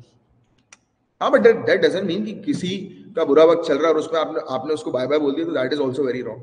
किसी का बुरा वक्त चल रहा है तो उसकी हेल्प करनी है अपन को, हेल्प करके निकल जाओ, एक्सपेक्टेशन मत रखो, क्योंकि इस वर्ल्ड में एक्सपेक्टेशन नाम की कोई चीज नहीं होती। अब देखो एक है स्ट्रिंग ऑफ पर्ल्स, तो ये भी मैं आपको दिखाना चाहूंगा कि ये है क्या। ये एक ऐसी चीज है जिसके तहत चाइना इंडिया को घेर रहा है, चाइना इंडिया के ऊपर कब्जा कर रहा है।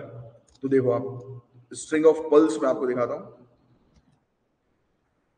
ऑनलाइन भी स्टूडेंट्स को शेयर करता हूं ये वाली फाइल।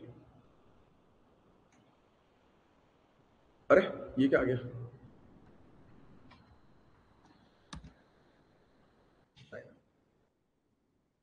अब आप देखो चाइना का स्ट्रिंग ऑफ पर्ल, इतना हरकती है ना ये, और इतना इनसिक्योर है चाइना हर चीज को लेकर। कुछ दिखाई दे रहा है आपको, ये ऐसे माला दिख रही है आपको, कुछ माला माला दिख रही है, ये माला माला होती है ना, माला पर्ल, पर्ल की माला, मोतियों की माला। तो ये है, ये क्या है, चाइना का बेल्ट एंड रोड इनिशिएटिव का एक कॉरिडोर है, एक हिस्सा हम लोग को देखने को मिल रहा है, जिसके थ्रू श्रीलंका के थ्रू पाकिस्तान के अंदर ग्वादर पोर्ट है ना, हमने ईरान के अंदर कौन सा पोर्ट बनाया है, चाहबर पोर्ट। चाहबर पोर्ट अभी बीच में मैंने आपको पढ़ाया था कि हमने काउंटर करने के लिए ईरान के अंदर चाहबर पोर्ट बनाया है। यहाँ पर स्ट्रेट ऑफ हॉर्मूज है, ये ईरान वाला एरिया। तो ये वाला देखो, ये पूरा टेरिटरी, ये जो टेरिटरी है, अब देखो इंडिया को चाइना कब्जे में कर रहा है कि चाइना जो है वो इस क्षेत्र पर अपना रूट जो है वो जमा रहा है कि मैं इस रूट से जो है वो ट्रैवल करूंगा। चाइना को पता नहीं कि जिस दिन इंडियंस है, जिस दिन दिमाग खराब को बम फेंक देंगे। क्या हो बेटा? सो चाइना ने स्टैब्लिश किया है मल्टीपल बेसिस, काफी सारे बेसिस इंडियन ओशन रीजन पर अपने बेल्ट एंड रोड इनिशिएटिव के तौर पर। याद है ना, मैंने जो आपको बेल्ट एंड रोड इनिशिएटिव पढ़ाया था, मैंने आपको कहा था कि चाइना क्या बोलेगा कि मैं रोड बना रहा हूं, फिर बोलेगा रोड मेरी है तो सिक्योरिटी भी मेरी होगी, राइट? आप नहीं दोगे सिक्योरिटी, मैं दूंगा। सामने वाली कंट्री बोलेगी क्यों भैया, हम भी तो दे सकते हैं। नहीं नहीं, खराब होगी रोड तो, किसी ने कुल्हाड़ी मार दी तो मैं क्या करूंगा, राइट? मेरा नुकसान होगा, राइट? तो अब वो सिक्योरिटी रोड की बोल के अपना स्पाई करेगा, राइट? निगरानी रखेगा दूसरी कंट्री में, और निगरानी के अलावा जिसके साथ भी पंगा होगा, जैसे होता है ना कि ये छोटी छोटी गैंग्स इसकी होंगी अलग अलग जगह पर, चाइना को कोई बीच में घेरेगा तो फोन लगाएगा और एकदम से सबके सब लोग हर जगह से उसके पास आ जाएंगे उसको बचाने के लिए। तो ये एक चीज है। या फिर इसकी कोई फ्रेंड कंट्री है, उसके उसको बचाने के लिए कहीं से भी अपने लोगों को ले आएगा ये, तो वो चीज है।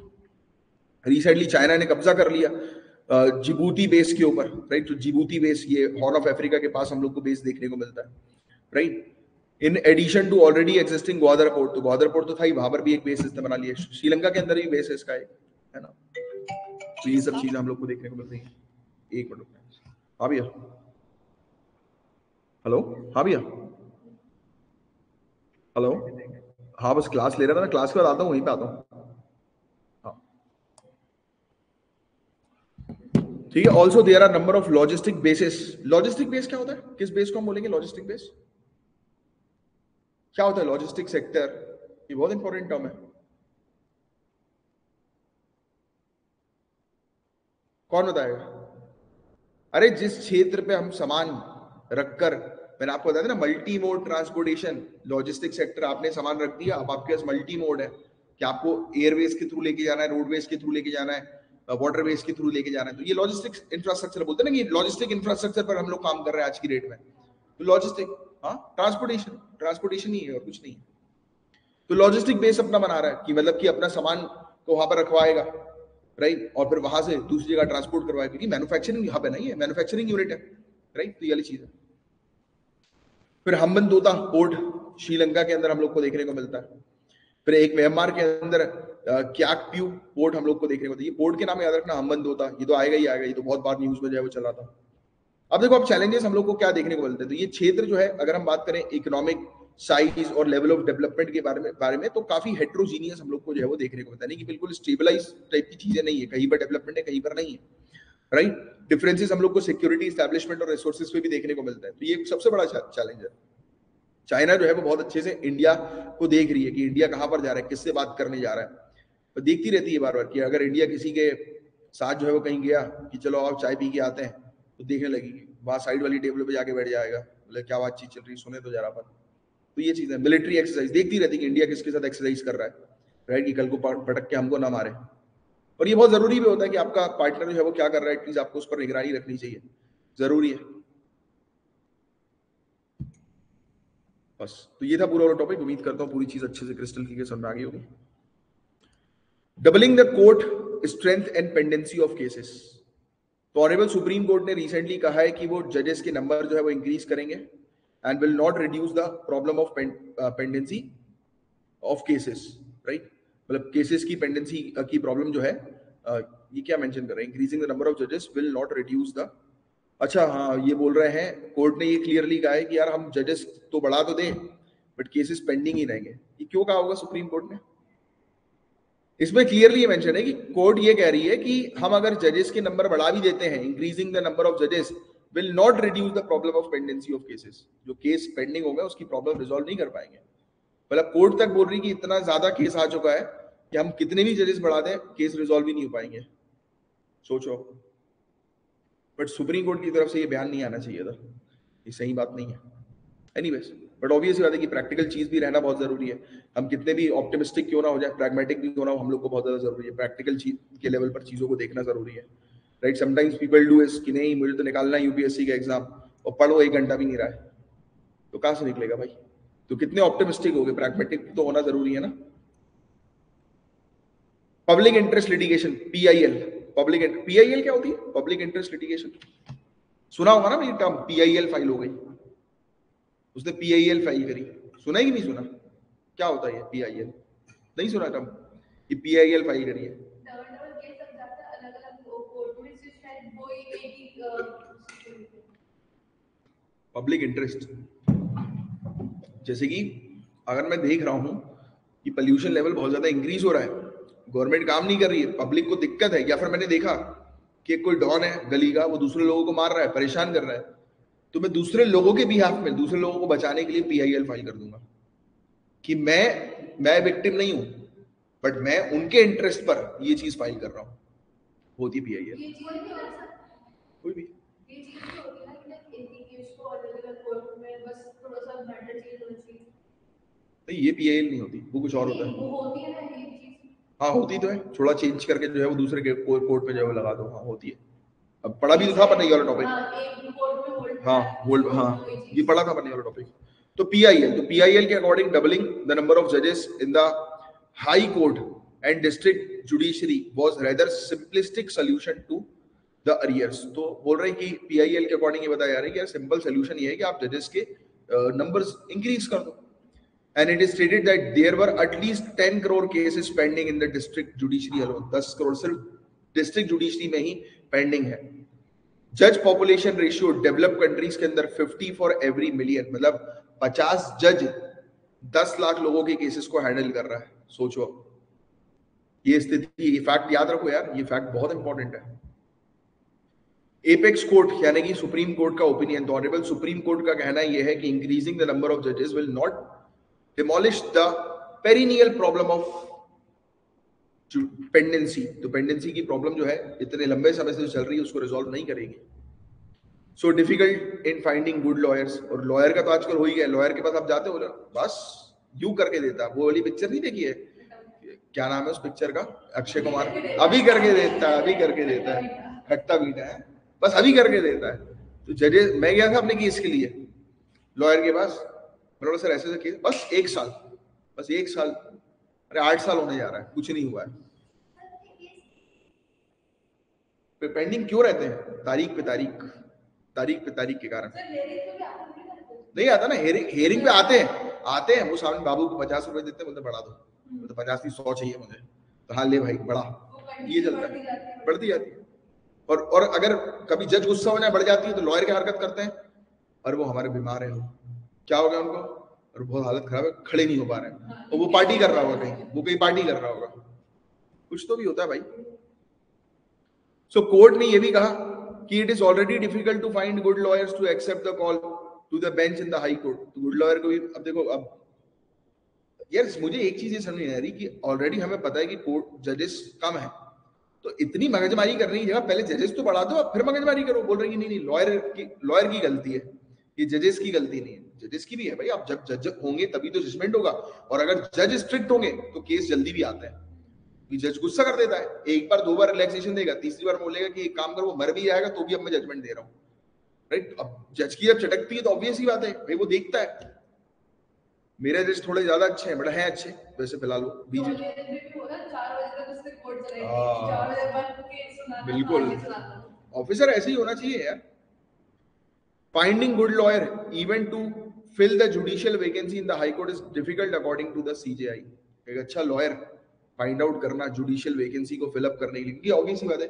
हाँ अच्छा, ये इन्होंने उस कॉन्टेक्स्ट में बोला है, सॉरी इन्होंने किस कॉन्टेक्स्ट में बोला है, क्योंकि आपको बताइए हाई कोर्ट के जो लॉयर्स होते हैं वो ही जज बनते हैं, मतलब उनके पास 10 साल का रहता है ना मेरे ख्याल से, if I am not wrong, if you are a lawyer for 10 years और more in any high court of state, है ना, 10 years का है, if I am not wrong, एक बार इसको क्रॉस चेक कर लेना, तब जाकर वो व्यक्ति जो है वो सुप्रीम कोर्ट का जज बन सकता है, राइट। कोलिजियम सिस्टम के थ्रू उसको जज बनाया जाता है।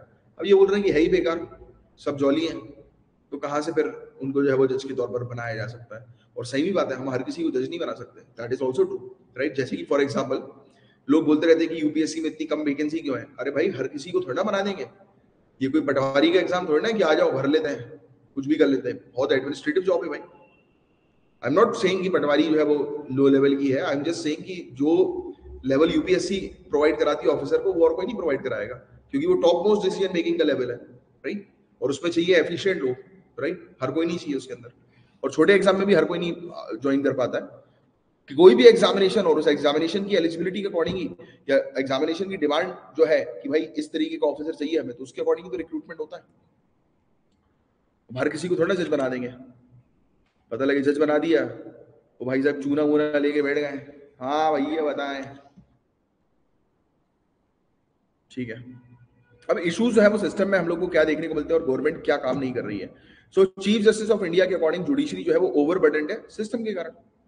चीफ जस्टिस काफी सारे हाई कोर्ट्स के उन्होंने कंप्लेन करी है कि लॉयर जो है वो एक्सेप्ट नहीं कर रहे हैं इन्विटेशन बेंच का, because of uncertainty posted by government in action. सरकार जो है वो काम नहीं कर रही है, उसके लिए वो भी एक्सेप्ट जो है वो नहीं कर रहे, तो टसल चल रहा है। जस्टिस कॉल बेंच ने रिसेंटली क्रिटिसाइज किया सरकार को कि सरकार जो है वो कोलिजियम के रिकमेंडेशन को जो है वो काफी महीने से फॉर मंथ्स टुगेदर होल्ड करके रखी हुई है, कोलिजियम की रिकमेंडेशन को रोक के रखी हुई है। कोलिजियम सिस्टम क्या है? तो I think you are aware about the system. Collegium system कौन बताएगा मुझे, कोलिजियम सिस्टम क्या है?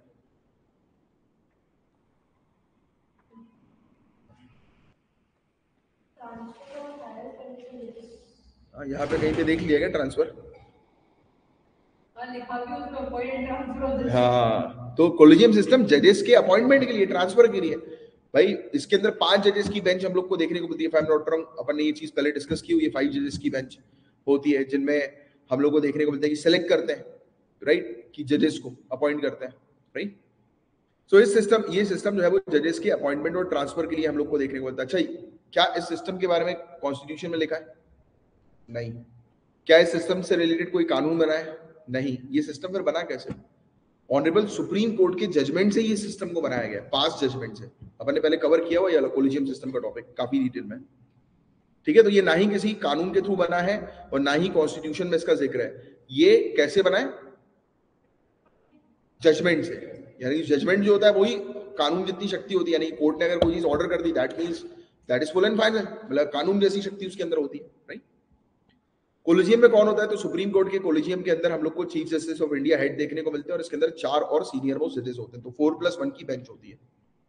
हाई कोर्ट का कोलिजियम के अंदर भी चीफ जस्टिस हाई कोर्ट के होते हैं और 4 सीनियर मोस्ट जज उस हाई कोर्ट के हम लोग को देखने को मिलता है। और सीजेआई के अप्रूवल की बात करते हैं तो नेम्स जो भी रिकमेंड करते हैं अपॉइंटमेंट के लिए, हाई कोर्ट कोलिजियम जो है वो सरकार के पास पहुंचती है only after the approval of CJI and the supreme court collegium. यानी कि जब भी किसी जज को अपॉइंट करना है तो कोलिजियम फाइनलाइज कर देती है नाम, और वो नाम जो है वो किसको दे देती है? गवर्नमेंट को दे देती है। फिर ऑनरेबल प्रेसिडेंट जो है वो अपॉइंट कर देते हैं, राइट, उन्हीं जजेस को। जजेस ऑफ हायर जुडिशरी को अपॉइंट किया जाता है ओनली थ्रू कोलिजियम सिस्टम, और गवर्नमेंट जो है उनका रोल सिर्फ और सिर्फ कोलिजियम ने जैसी नाम जो है वो डिसाइड करके दिया तो फिर गवर्नमेंट जो है उसको आगे बढ़ाकर प्रेसिडेंट के पास भेज देती है। गवर्नमेंट का क्या रोल होता है? काफी लिमिटेड रोल होता है। They can only get an inquiry conducted by home ministry if the lawyer is to be elevated as a जज इन द हाई कोर्ट और सुप्रीम कोर्ट। तो ये सिर्फ इंक्वायरी कर सकते हैं, राइट, उससे रिलेटेड कि भाई देख लें हम लोग किस तरीके के पर्सनालिटी को ये वो कर रहे हैं, जजेस के तौर पर बनाना चाह रहे हैं। ये बस ऑब्जेक्शन उठा सकती है कि नहीं भाई जिस व्यक्ति को आप चूज कर रहे हैं वो बेकार व्यक्ति, उसको मत बनाओ जज वज, right. So but if the collegium reiterates the same name the government is bound. अब देखो इनने बताया जाकर कि नहीं वो व्यक्ति जो है वो सही नहीं है, वो दारू पी के गाड़ी चलाता है, राइट, ऐसा बोल दिया कि वो सही नहीं, उसको मत बनाओ। बट फिर भी उन्होंने बोल दिया कि हमें तो मजा आता है उसके साथ बैठ के गाड़ी में घूमने में, हम दोस्ती को बनाएंगे, तो थोड़ा ना गवर्नमेंट उसको वो कर सकती है, ठीक है। ऐसा लिख मत देना, मैं एग्जाम्पल के तौर पर बस ये चीज बोलता हूँ, नहीं तो बोल दो कि अरे ऐसा दाज लिख रहे हो बैठ के कि वो दारू पी के गाड़ी चला देता है तो इसलिए मना कर देते हैं इसको। ये सब नहीं करना भाई, ठीक है। इशू जो है वो पेंडेंसी ऑफ केस का क्या है? तो ओवर 4.7 करोड़ केसेस जो है वो पेंडिंग है कोर्ट के अंदर, अलग अलग लेवल ऑफ जुडिशरी में। देखो कितने ज्यादा केस पेंडिंग है। 87.4% जो पेंडिंग केसेस है वो सबऑर्डिनेट कोर्ट्स में है, यानी कि लोअर कोर्ट्स में हम लोग को देखने को मिल रहा है। 12.4% हाई कोर्ट के अंदर है, और लगभग 1,82,000 केसेस जो है वो पेंडिंग पिछले 30 सालों से भी ज्यादा के हम लोग को देखने को मिल रहा है। सोचो आप, वो बोलते हैं ना इंसान मर जाता है उसके बाद भी उसका केस फाइलें चलती रहती है उसकी, ध्यान रखो। तो रीजंस क्या है? तो जजेस की कमी एक बड़ा रीजन हम लोग को जो है वो देखने को मिलता है। इंफ्रास्ट्रक्चर की कमी एक बड़ा कंसर्न हम लोग को देखने को मिलता है, राइट। फिर इसके अलावा ओवर 5,000 वैकेंसीज है सबऑर्डिनेट कोर्ट के अंदर, राइट, और टोटल सैंक्शन स्ट्रेंथ जो है वो 24,490 है। टाइम लिमिट, कोई भी टाइम फ्रेम नहीं है कि भाई कोर्ट कितने समय में एक केस को डिस्पोज करेगी, खत्म करेगी, राइट। पेंडेमिक के कारण थोड़ा सा और पेंडेंसी जो है वो बढ़ गई, एड ऑन हो गई, राइट, ठीक है। सेंटर ने कुछ सोल्यूशन दिए कि कैसे हम लोग कर सकते हैं, तो इन्होंने कहा कि कोर्ट के वर्किंग डेज बढ़ा दो, कि कोर्ट को ऑपरेट करने दो। जैसे कोर्ट में छुट्टी होती है ना, समर की, विंटर की, अभी विंटर की छुट्टी लगने वाली है कोर्ट की, right. Fast track court establish करो, इंडियन कोर्ट्स और ट्राइब्यूनल सर्विसेज जो है वो लेकर आओ, जैसे कि कोर्ट सिस्टम की प्रोडक्टिविटी इंक्रीज हो, एनहांस हो। ई प्लेटफॉर्म पर काम करो, ई कोर्ट सरकार ने जो है वो लॉन्च किया इसी पर्पज के लिए, राइट, कि जल्दी जल्दी रिजॉल्व हो चीजें। ऑल्टरनेट डिस्प्यूट रेजोल्यूशन मैकेनिज्म लेकर आओ, यानी कि अगर कोर्ट में डिस्प्यूट रिजॉल्व नहीं हो रहा तो बाहर से डिस्प्यूट जो है वो रिजॉल्व कर दो, राइट। तो ये सब चीजें, आर्बिट्रेशन, मीडिएशन, कंसलेशन का उपयोग करो, यानी कि मध्यस्थता का उपयोग करो, राइट, कि बाहर से ही, मतलब कि कोर्ट के अंदर केस फाइल होने से पहले ही बाहर उसको रिजॉल्व करवाने की कोशिश करो, राइट, ठीक है। तो ये सब चीजें हमें देखने को, काउंसलिंग करो, जैसे होता है ना कि मैरिज के केसेस में काउंसलिंग वगैरह जो है वो कंडक्ट की जाती है, बोला जाता है कि मत लड़ो यार, 6 महीने का टाइम दे रहे हैं, हाँ, मतलब बेजबरा का ज्ञान देते रहते हैं, राइट। भाई जब रहना ही नहीं है सामने वालों के साथ तो काहे को इतना ज्ञान देना। अब ऑलरेडी सामने वाला जो है वो एक हाथ में प्लास्टर लेके आया है, सर पे बॉटल वॉटल फोड़ के आया है, ऐसे हाथ पकड़े रोता हुआ आ रही है, मुझे नहीं रहना है इसके साथ, मुझे पीटती है ये, राइट। फिर भी नहीं, अब रहो 6 महीना। अब 6 महीने बाद दूसरा हाथ भी ऐसे करके आ गया, वो दोनों हाथ में प्लास्टर लगे हुए हैं, एक आदमी आंख में काला बना हुआ है, राइट। तो ये चीज है। सो स्पीडी अपॉइंटमेंट ऑफ जजेस, तो जल्दी से जजेस को अपॉइंट करो, ये एक रेजोल्यूशन है। इंटरनल रीस्ट्रक्चरिंग, तो वेकेशन पीरियड जो हाई कोर्ट का हम लोग को और ऑनरेबल सुप्रीम कोर्ट का देखने को मिलता है, वही मैंने आपको बताया कि जो वेकेशन, जो छुट्टी मनाते हैं लोग, मतलब छुट्टी उट्टी काटो इनकी, अरे जजेस बाहर निकल आएंगे रोड पे, बोले हमारी छुट्टी काटते हो, होता है ना ऐसा। ऑब्वियसली प्रेशर बहुत होता है यार जज के ऊपर, भयानक प्रेशर होता है। इवन लॉयर्स के ऊपर भी, अगर अच्छा लॉयर है, सही लॉयर है ना, जो जॉली टाइप का नहीं, मस्ती खोर टाइप का नहीं है, उसके ऊपर बहुत प्रेशर होता है। और मस्ती खोर तो बस सामने आपको बोलेंगे कि अरे बस अभी अभी केस आपको सॉल्व करते हैं, जहां आपने पैसे दिए फिर आप वो फोन नहीं उठाते, फिर ऐसे होता है ये लोग, क्या बोले। और जो जजेस जो रहते हैं, बहुत काम होता है यार, मैंने देखा है, पर्सनली देखा है कि जजेस रात में भी काम करते रहते हैं, सुबह भी काम करते रहते हैं, दिन भर काम। मेरे एक फ्रेंड है, उसके हाई कोर्ट में उसके पिताजी जज है, तो जब देखा मैंने उनके पापा को काम करते हुए, मैंने कहा यार बहुत, मतलब इसमें भी दिमाग लगाने वाला काम है, पूरे पूरे दिन काम चलता रहता है उनका। अपन सोचते हैं कि 5 बजे कोर्ट बंद हो जाती है ना, अपन सोचते हैं 5 के बाद ये रिलैक्स मस्त एंजॉय करने जाते होंगे फैमिली के साथ, कुछ नहीं, घर पे आके अपने ऑफिस में बैठे रहते हैं कि अरे देख रहे हैं अपन, पढ़ते रहते हैं ना फाइलें, इनको पढ़ने का काम बहुत होता है, फाइलें।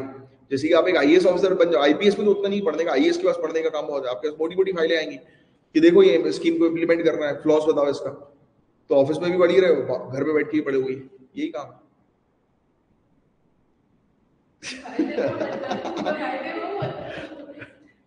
इसके अलावा अपार्ट फ्रॉम दैट इंक्रीजिंग, नहीं तो आईपीएस का क्या मजाक समझ के रखा है, लोगों की, आपकी फरियादें आएंगी लोगों की कि मैडम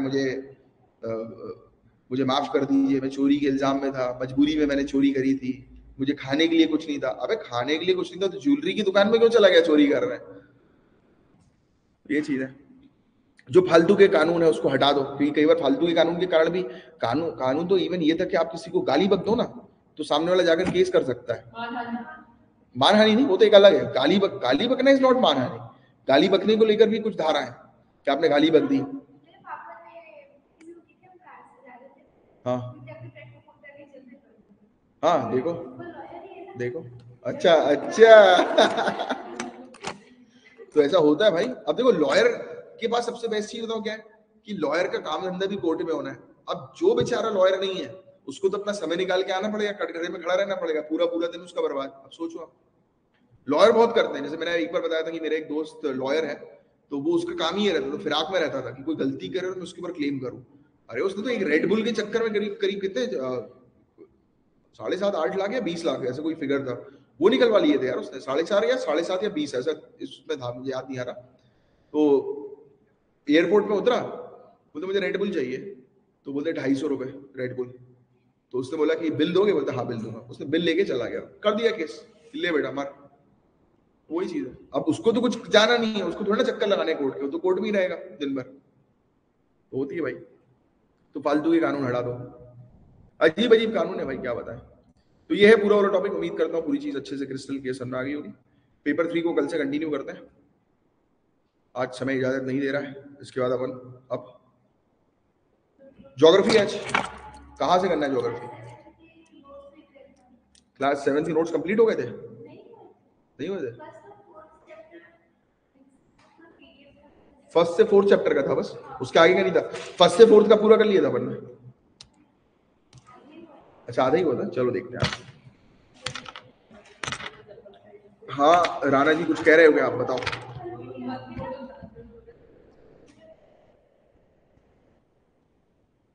बोलो बोलो।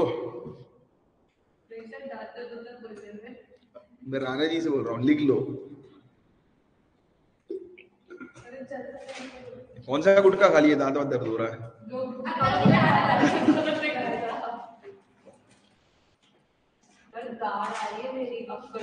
सर आप कब जा रहे हो हैदराबाद? अरे हैदराबाद थोड़ा जा रहा, मैं रायपुर जा रहा हूँ। मैं जा रहा हूँ सैटरडे संडे और मंडे, 3 दिन के लिए नहीं रहूंगा मैं। Saturday, coming Saturday, Sunday and Monday. सिफारिश आ रही है आपके पास? कहाँ? डिग्गी में जगह थोड़ी सी खाली है। आ जाएगी ना, सच में। कोई बात नहीं, ऊपर बांध देंगे इसको। कोई क्लास नहीं होगी, गाड़ी से जा रहा हूँ, गाड़ी चलाऊंगा, कैसे क्लास लूंगा, भिड़ जाऊंगा। हाँ क्या?